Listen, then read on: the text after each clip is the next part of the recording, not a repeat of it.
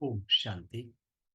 आज बाबा के 29 तारीख के माँ बाप के हैं, जिनमें बाबा हमें हमारे जन्म का महत्व समझा रहे हैं कि बच्चे, तुम्हारा जन्म कितना अमूल्य है कि तुम्हें मनुष्य से देवता बनना है।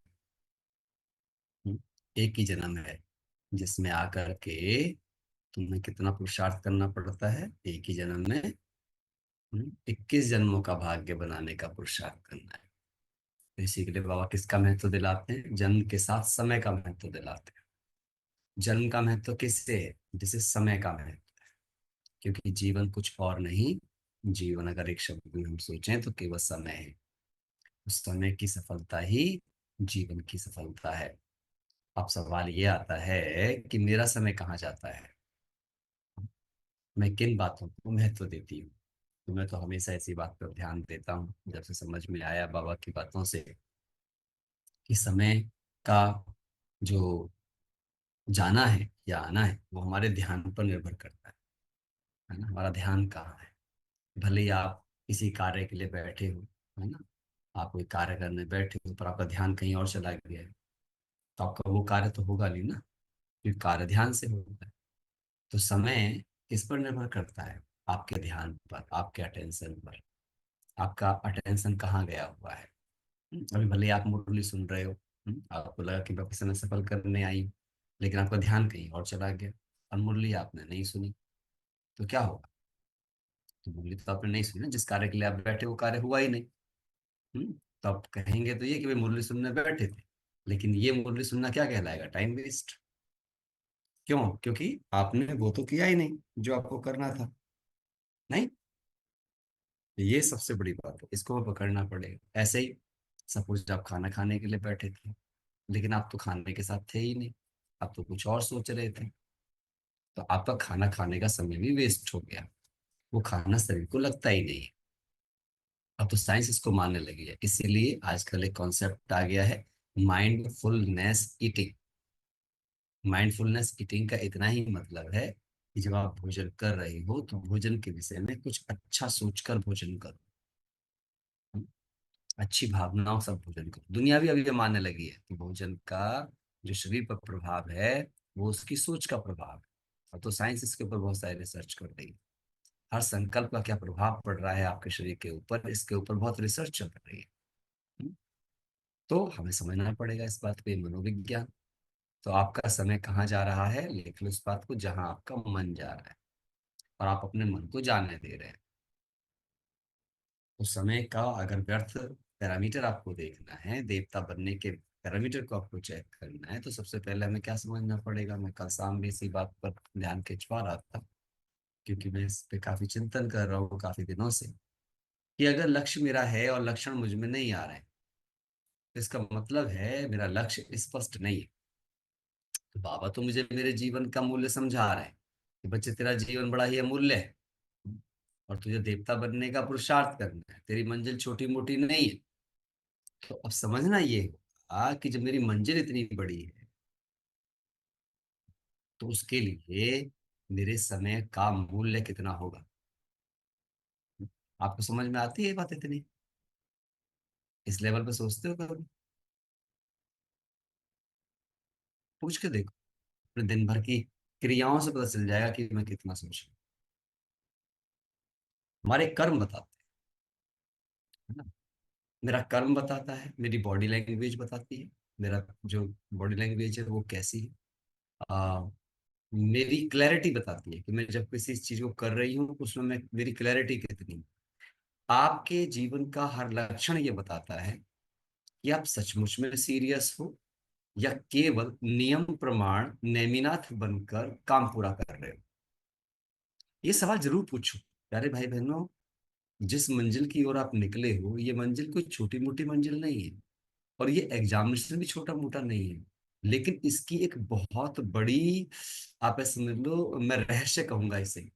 इसमें एक गहरा रहस्य क्या छिपा हुआ है कि ये इन जनरल चलता है। इन जनरल चलता है, तभी इसके लिए कहा गया कि मुझे कोर्टों में कोई और कोई में कोई पहचान पाएगा, क्योंकि ये चलता ऐसे रहेगा, दुनिया चल रही है। वैसा पुरुषार्थ गहरे छिपे बैठे होंगे। कर्म तो वही करने। देखो अब आप देखो, चाहे कोई हमारे दादी रहे, चाहे हमारे ब्रह्मा बाबा रहे, कर्म तो सबने वही किए ना। उन्होंने भी खाना खाया, उन्होंने भी नींद करी, उन्होंने भी पढ़ाई करी, उन्होंने भी लोगों से बात करी, उन्होंने भी सेवा करी, उन्होंने भी बर्तन घिसे, उन्होंने भी पोछे लगाए। सबने वो सब काम किए ना। काम तो वही कर रहे थे वो। लेकिन उन्होंने उन्हीं कामों को करने से इतने ऊंचे संस्कार बना लिए। तो क्या फर्क रहा होगा। मैं किन्हीं संत को सुना था, बड़ी अच्छी बात उन्होंने बोली। जीवन में जब दो चीजों में से आपको चुनाव करना हो, कि एक तरफ ध्यान की भूख हो रही हो और एक तरफ पेट की भूख लग रही हो, तो पहले कौन सी पूरी करनी चाहिए। तो कहते हैं ध्यान की भूख। पर हम कौन सी पूरी करते हैं पहले। हमने तो स्लोगन ही बना रखा, पहले पेट पूजा फिर काम दूजा। हमारा तो स्लोगन ही ऐसे ऐसे हो। लेकिन आप प्रायोरिटी किस चीज को दे रहे हो, ये इतना सा ही मतलब है इस बात का। आप प्रायोरिटी किस चीज को दे रहे हो। आपकी नजर में भगवान की प्रायोरिटी है, या आपकी नजर में आपके शरीर की प्रायोरिटी है। और अगर कोई शरीर को पहले प्रायोरिटी देगा, आपको ये सोचना पड़ेगा, आत्मा की वजह से शरीर जिंदा है या शरीर की वजह से आत्मा जिंदा है। जब आत्मा की वजह से शरीर जिंदा है, तो पहला महत्व तो किसको देना चाहिए। आत्मबल को, आत्मशक्ति को। लेकिन हम किसे महत्व देते हैं सारा दिन। पूरी ईमानदारी से अपने आप से पूछो, ये बड़े सूक्ष्म चीजें हैं सोचने की, जिन पर हम सोच नहीं रहे हैं। मैं भी अपने आप से बात करता हूँ तो मैं भी बहुत कम सोच रहा हूँ कई बार। मैं तो रोज सोचता रहता हूँ, ऐसे बैठा बैठा कुछ ना कुछ दिमाग में चलता रहता है। हमेशा सोचता हूँ कि मैंने ये वाला काम क्यों कर लिया, जो काम करने की तो जरूरत नहीं थी। बाद में पश्चाताप होता है उस वक्त के लिए। बट अब ये है कि हाँ, जब से प्रायश्चित और पश्चाताप के बीच का अंतर समझ में आया है, तो मैं कुछ ना कुछ बेहतर करने का प्रयास करता हूँ। फिर चलो ये हो गया है, तो कुछ इसको भरपाई करो। लेकिन कब तक। बहुत अटेंशन चाहिए। मनुष्य से देवता बनना कोई मासिक घर थोड़ी है। आप सोच के देखो इस बात को। इसके बाद बाबा ने कहा, तुम ईश्वर संतान कहलाने वाले बच्चों की धारणा क्या होनी चाहिए। मुख्य धारणा बाबा ने बोला है आज, इसी कमी चल रही है। मुख्य धारणा क्या होनी चाहिए, कि तुम्हें चीर खंड होकर रहना चाहिए, कभी लड़ना झगड़ना नहीं चाहिए। लेकिन, और लेकिन है इसमें, तो लेकिन है। पूछ के देखें सब अपने आप से, कितनी हम एक दूसरे से मिलाने की कोशिश करते। हम तो एक दूसरे को ठीक करने की कोशिश करते हैं। ब्राह्मण परिवार में तो सबसे बड़ी त्रासदी एक ही चीज की है, सब एक दूसरे को ठीक करने की कोशिश कर रहे हैं। और जितना आप चीजों को ठीक करने की कोशिश करोगे, उतने आप बिगड़ोगे। क्यों। क्योंकि आप किसी भी आत्मा को उसके मूल स्वभाव से दूर कर रहे हो। ये सोचने की बात है, विचार कर लेना जा करके। आप ये बता रहे हो सामने वाले को, भाई तू अपनी स्क्रिप्ट मेरे अनुसार चेंज कर ले। आप स्क्रिप्ट के हिसाब से स्क्रिप्ट एडजस्ट नहीं कर रहे हैं, बल्कि दूसरे की स्क्रिप्ट को अपनी स्क्रिप्ट को कंफर्टेबल बनाने के लिए मजबूर कर रहे हैं। तुम्हें ये करना चाहिए तो मुझे अच्छा लगेगा, तुम ये करो तो मैं ठीक हो जाऊं, वे ये करते तो मैं अच्छा रहता। ये सब क्या बता रहा है सबको।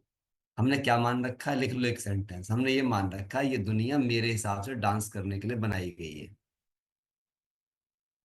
The whole world designed to dance according to मी।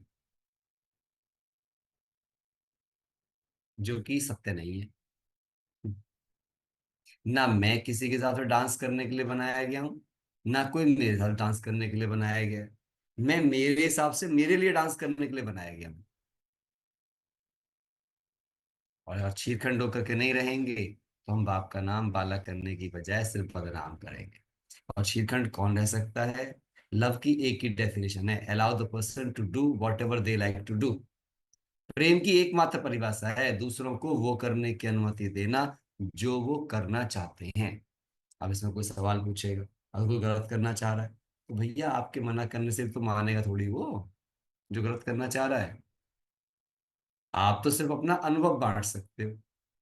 हाँ, कोई चीज आपके अधिकार क्षेत्र के अंदर आ भी रही है, तो उस अधिकार का इस्तेमाल भी आपको ऐसे करना पड़ेगा कि जिसमें उस आत्मा के अंदर आपके अधिकार को स्वीकार करने की मनसा बने।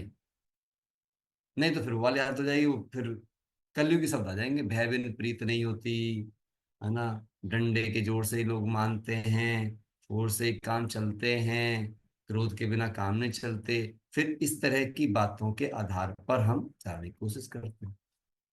जबकि फिर वो कितनी देर तक का सुधार होगा? वो सुधार होगा जब तक उस पर प्रेशर रहेगा, सुधार रहेगा, प्रेशर रिलीज होते ही फिर व्यक्ति अंदर अंदर वही सोचता रहेगा। क्योंकि संस्कार तो, लिख लो, संस्कार केवल स्व अनुशासन से आता है, दूसरों के अनुशासन से नहीं। दूसरों के अनुशासन से स्वभाव चेंज होता है, स्वभाव बदल जाएगा थोड़ी देर के लिए, है ना, आदमी मैनिपुलेट करके थोड़ा चेंज हो जाएगा आपके हिसाब से, चलो ठीक है भाई। तभी तो बच्चे क्या कहते हैं, जब तक माँ बाप को डंडे का जोर रहता है तब तक वो ठीक रहते हैं, और माँ को डंडे का जोर खत्म हुआ वो फिर वैसे ही हो जाते हैं। तो हमें ये बात समझनी पड़ेगी, सारी सारी बातें, कि जीवन को जीवन की तरह समझेंगे तब जा करके रास्ते बदलेंगे। समझ आ रही है सबको ये बात? हम्म? आपको आ रही है समझ? किसी के मन में कोई बात आ रही है? क्लैरिटी मिल रही है सारी? तो मैं ऐसे करके इसको लेता हूँ। तो हमें दैवी गुण धारण करना है भाई। और ये सब तब तक नहीं हो सकता जब तक हमें, कब जाकर के संगठन मजबूत होगा, कब जाकर संगठन निर्विघ्न होगा, कब जाकर हम एकमत होंगे, जब हमें एक शक्ति का जन्म हो जाएगा। एक शक्ति का, उस शक्ति का नाम है एडजस्टमेंट, समाने की शक्ति। इसके बिना जिंदगी भर कभी ये संगठन निर्विघ्न नहीं हो सकता। प्रॉब्लम क्या है? जब तक आप सबको करेक्ट करने की कोशिश करते रहोगे तो क्या रहेगा? एनर्जी ऑफ रिपल्सन रहेगा, आप दूर ही रहोगे। लेकिन जैसे ही आप एडजस्ट करना सीख जाओगे, कोई बात नहीं, चलो हम मिलकर कर लेते हैं। जब भी कोई गलती करे उसे करेक्ट मत करो, बोलो आओ चलो कोई बात नहीं, हो गया ना, आओ मिलकर कोऑपरेट करके इसे ठीक करने का प्रयास करो। क्या हो, धीरे धीरे वो प्रयास करते करते उनको अच्छा लगेगा, कभी ना कभी उनको लगेगा चीजें बदल जाएंगी। हाँ, इसके लिए दम बहुत चाहिए अपने अंदर, आत्मबल बहुत चाहिए इस चीज के लिए। कई बार आपको मरना पड़ेगा, कई बार आपको आगे आना पड़ेगा, कई बार आपको शांत चित्त होकर के उसके कर्म करने पड़ेंगे। हाँ, इस समय ऐसा भी नहीं कह रहा हूँ कि जरूर से ज्यादा पेशते चले जाओ। तो एक दूसरी चीज मिली है इसके अंदर, लॉ।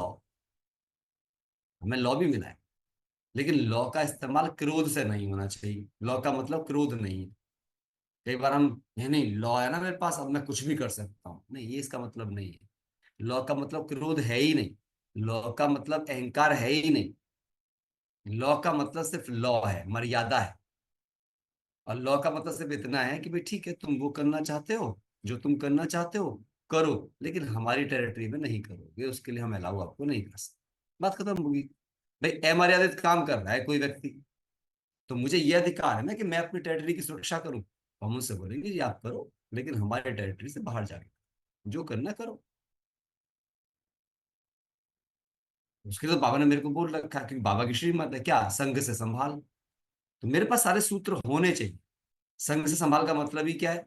बाबा का मेरे पास दूसरा सूत्र भी है कि कोई अमृत कर्म कर रहा है तो उसको गेट आउट कह देना चाहिए। तो बाबा के शब्द है ना, हाँ, मैं किस पे बोल रहा हूँ? मैं उस व्यक्ति से नफरत नहीं कर रहा हूँ, नहीं सॉरी।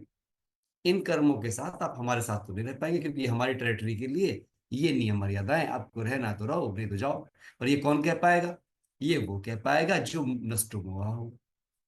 अब जिसको मोह है, नहीं तो मोह वाला व्यक्ति क्या करता रहेगा? मोह वाला व्यक्ति तो बुरे को एडजस्ट ही करता रहेगा, अच्छे के खिलाफ बोलता रहेगा। आप देख लो, जिससे आपका मोह होता है, उससे उसकी आप सैकड़ों गलतियां भी माफ कर दोगे। और जिससे आपका मोह नहीं होता, उसकी हर बात में कमी निकालते रहो।